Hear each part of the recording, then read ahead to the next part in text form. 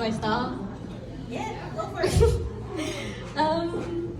So I started writing this speech a couple months before today, which is a big change because I always leave things to the last minute.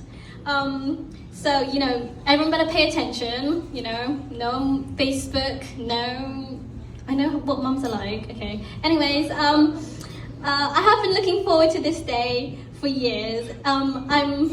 As soon as I turned 17, I wanted a debut for my 18th, and my parents tried so hard to persuade me otherwise. They were like, oh, let's go on holiday, let's go abroad, but I was like, no, I want a debut. And they were like, no. And I was like, yeah. And then, obviously, my way always wins.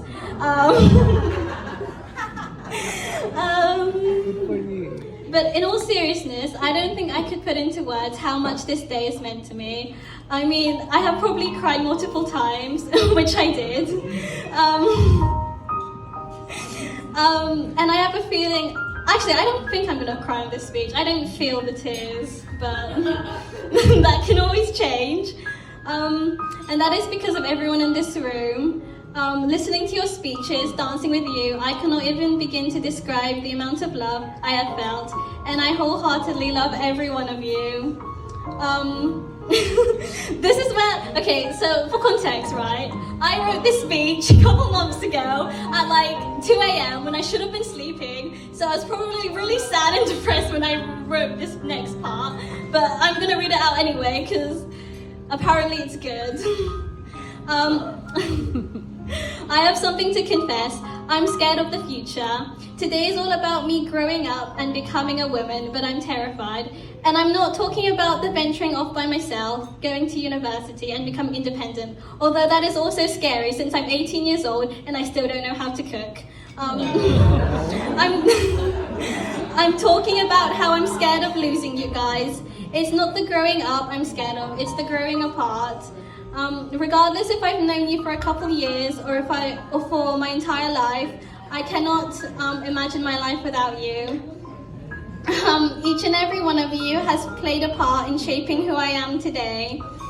The smiles, the tears, the breakdown, the laughing till we're dying on the floor. I'm not ready for it all to end, and a part of me knows that there will be more, but I also know it will never be the same as it once was.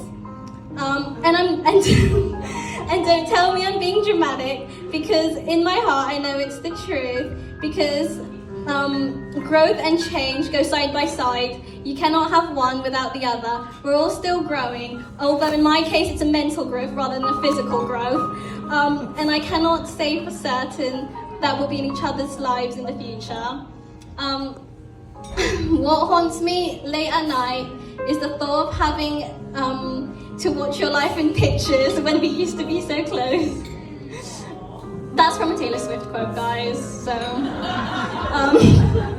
it was a good song, my heart breaks at the thought of never being as close as we once were, but I have come to accept that it's a part of life, as cold and brutal as it sounds.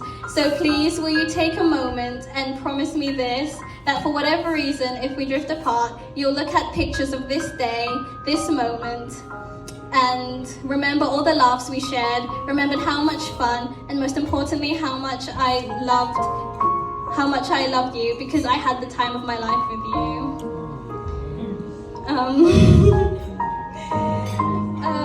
Before I give thanks to the amazing people who made today possible, I would like to give a shout out to all my friends who could not be here today. So I want to give a shout out to the Robles family, the Diaz family, to Sashi, to all my college friends who I invited loads. I do have friends from college, guys. I'm not sad and lonely. I do have more than one, but they're all on holiday. So this is a shout out to Alex and Holly and Georgina and Gabby and Darcy and Freya and Melissa and Izzy and Honey, who was supposed to come, but she unfortunately got COVID last minute. So out of all my college friends, only Austin could come today, so shout out to Austin.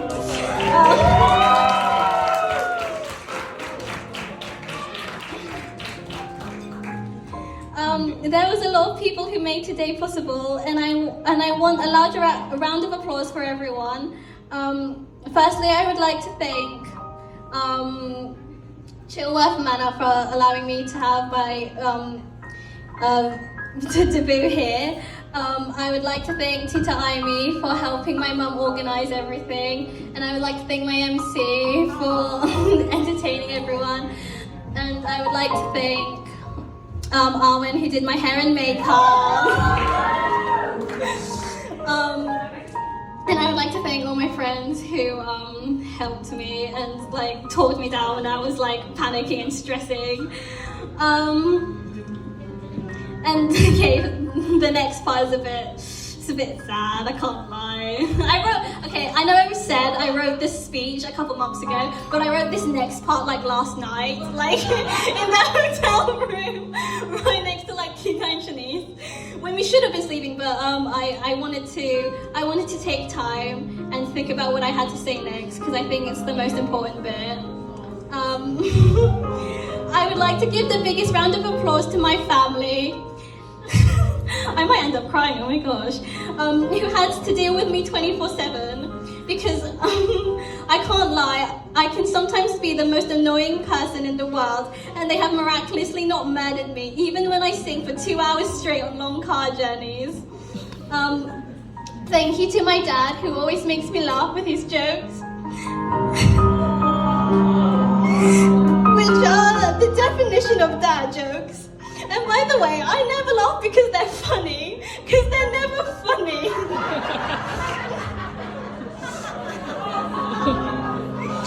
I laugh because it's so silly and stupid, and he like delivers them in such a weird way that you have no choice but to laugh.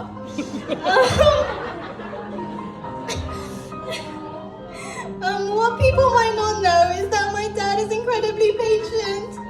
He made that beautiful presentation you saw earlier, both of them, because traditionally you only have one, but I demanded two. And he just did it, even though he didn't want to do two, but I persuaded him to do two.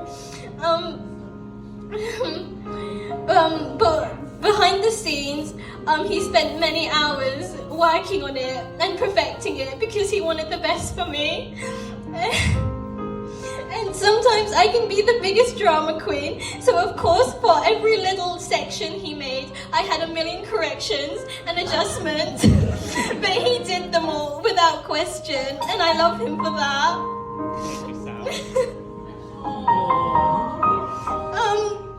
This next part is about my brother, so can someone please make sure he's listening to this?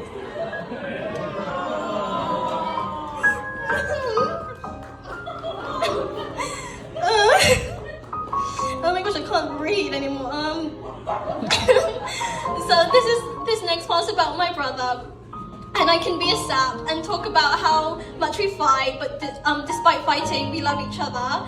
But I'm not going to talk about that too much because that's boring and repetitive. Instead, I'll talk about how much this little boy has to put up with. He has to put up with my mood changes. He has to put up with me singing Taylor Swift at the top of my lungs every day. I know he especially hates it when I sing All Too Well 10-minute version. He has to put up with me wanting to watch movies and shows with him. He has to put up with me being him being my personal slave sometimes, although that was a given because he's my younger brother, so he has to do what I say.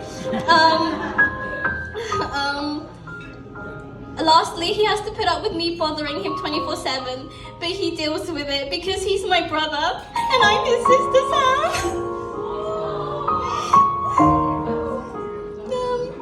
And I want everyone in this room to be grateful for his dancing and talent because let's be honest, he carried the 18 Roses dancers on his back.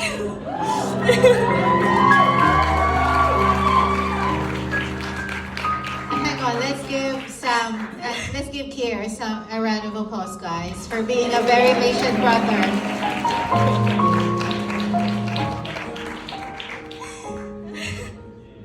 And I'm leaving the best for last here, guys.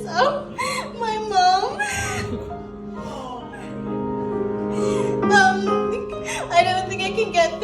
without full on sobbing, because whenever I think about everything she's done for me, it makes it.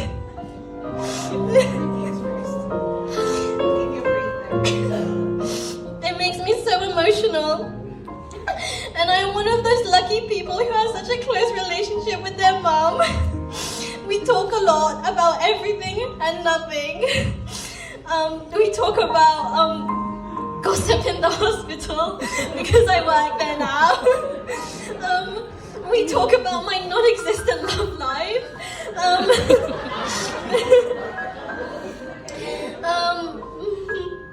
And every step of this debut, my mum didn't even try to hide how much she hated it. She hates organizing things, she hates the events, she hates talking with people and making sure everything's in order.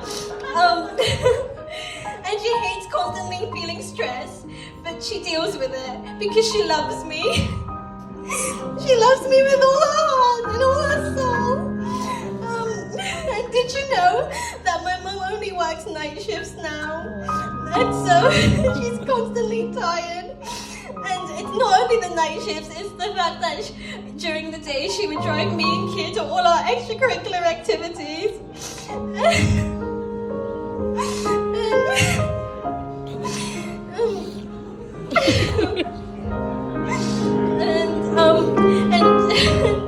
And then after the hard day of driving us places and making sure we're on top of all our studies, she only sleeps for a short amount of time before she has to do her 12-hour shifts. And she doesn't get the credit she deserves.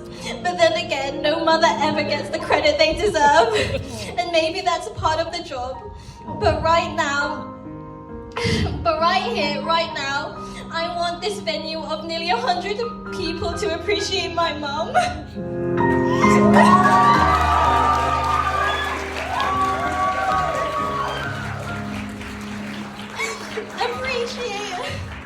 Appreciate her for her unconditional love. Appreciate her for being the woman who made me today.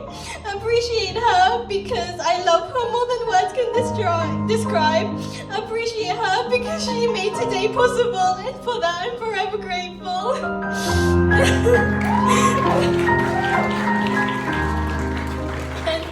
and yeah, that's the end of my speech.